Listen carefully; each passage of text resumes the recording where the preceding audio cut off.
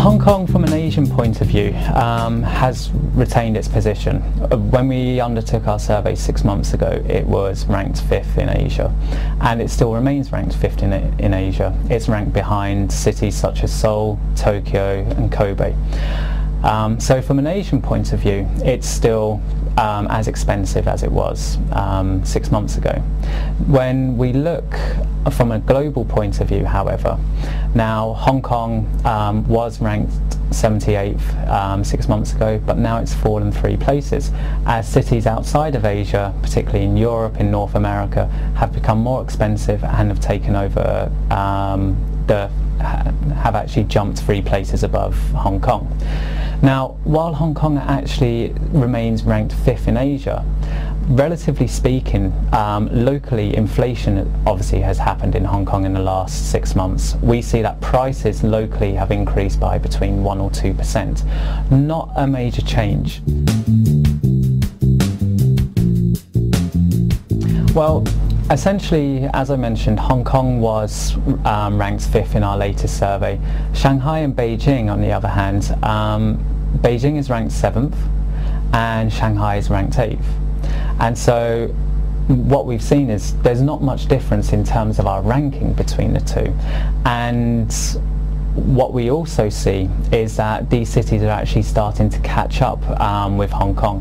Hong Kong, in terms of cost of living, hasn't changed much. It's a relatively developed location.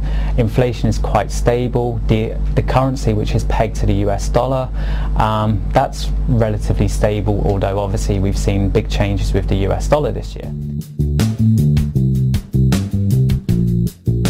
Actually driven by peripheral issues such as children's education, whether or not a family wishes to relocate, and also issues regarding quality of living.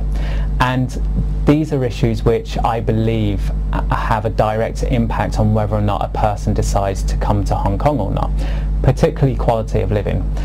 We've seen over the last few years how the air quality in Hong Kong has deteriorated. So this has actually been indicated by expatriates over the last few years as being one of the prime concerns regarding whether or not they choose to remain in Hong Kong or whether or not they choose to come in the first place. From my point of view, I've now been in Hong Kong for about 4 years. I've travelled pretty much throughout the region. I spend quite a bit of time in Singapore, in mainland China, in Japan, in Korea, etc. But for me, in the region, Hong Kong is the best city. From a business perspective, it's convenient. You can travel pretty much anywhere in Asia within 3 to 4 hours. So it's an exceptionally convenient city. And Hong Kong itself, it has that vibe, it has that sort of atmosphere which is lacking elsewhere. Hong Kong is often compared to Shanghai, it's often compared to Singapore, but these two locations, while they have obviously their own attractions, Singapore being a stable society, being a safe country, not saying that Hong Kong is unsafe, but obviously Singapore has a much more safer environment according to our surveys. But Hong Kong has that drive, it has that sort of vibe which is lacking in these other competitors. So if from a personal point of view, I would always choose Hong Kong above these cities.